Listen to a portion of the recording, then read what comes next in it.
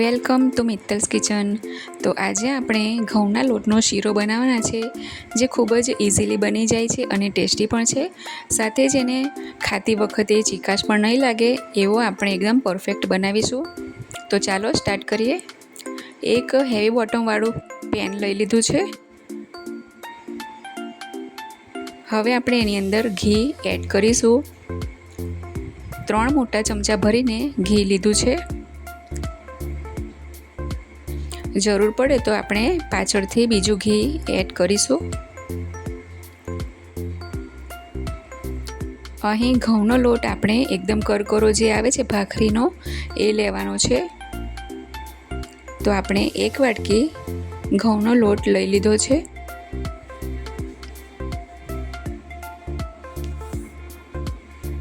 ગેસની ફ્લેમ એકદમ સ્લો રાખીને એને આપણે બરાબર લોટને શેકવાનો છે.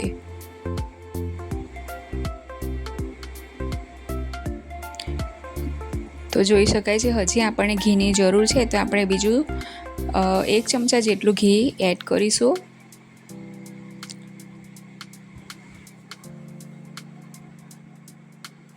થોડો લચકા પડતો લોટ રહે ને ત્યાં સુધી આપણે એવા ટેક્સચરવાળું મતલબ લોટનું ટેક્સચર રહે એ પ્રમાણે આપણે ઘી લેવાનું છે. તો શીરો એકદમ સરસ એવો બનશે.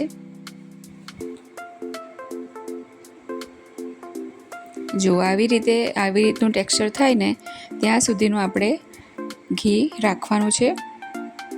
એકદમ ધીરે ધીરે હલકો થવા લાગ્યો છે લોટ અને સરસ એવા બબલ્સ પણ થાય છે અને સુગંધ પણ સરસ આવી રહી છે. તો હવે આપણે એની અંદર ડ્રાયફ્રૂટ એડ કરીશું. કાજુ, બદામ, પિસ્તા અને દ્રાક્ષ લીધી છે. હવે એને આપણે બરાબર શેકવાના છે. દ્રાક્ષ ફૂલીને મોટી થઈ જાય ત્યાં સુધી આપણે એને શેકીશું અને કાજુ, બદામ પણ અને પિસ્તા પણ બધું સરસ એવું શેકાઈ જશે, જેથી એનો ટેસ્ટ સરસ આવશે. એમાં ક્રન્ચીનેસ પણ આવી જશે.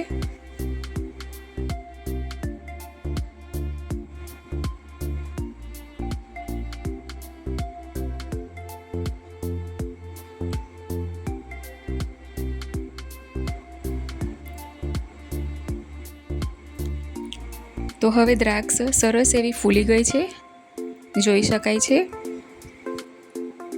એની અંદર આપણે ઉકાળેલું પાણી એડ કરવાનું છે.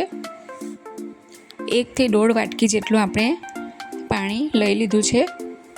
પાણીને એકદમ ઉકળેલું હોય એવું જ એડ કરવાનું.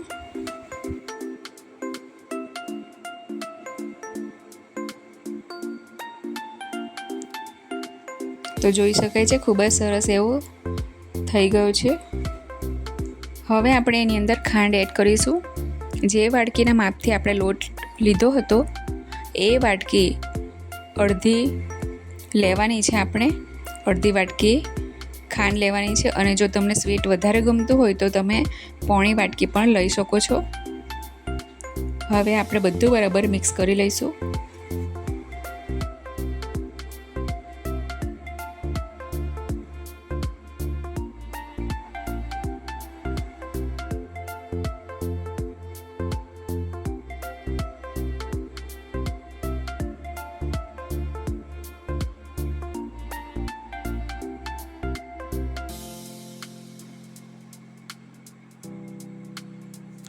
હવે આપણે એની અંદર 1 ચમચી જેટલો ઇલાયચી પાવડર એડ કરીશું.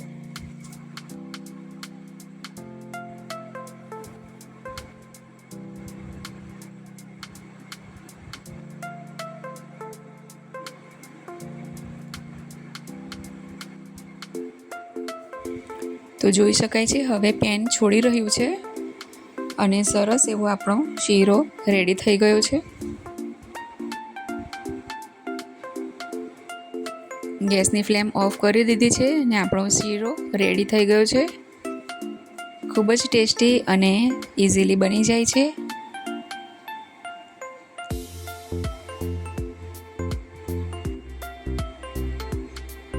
જોતાં જ મોઢામાં પાણી આવી જાય એવો ટેસ્ટી ઘઉંના લોટનો શીરો રેડી છે. તમને કેવી લાગી રેસીપી એ મને જરૂરથી જણાવજો. Thanks for watching.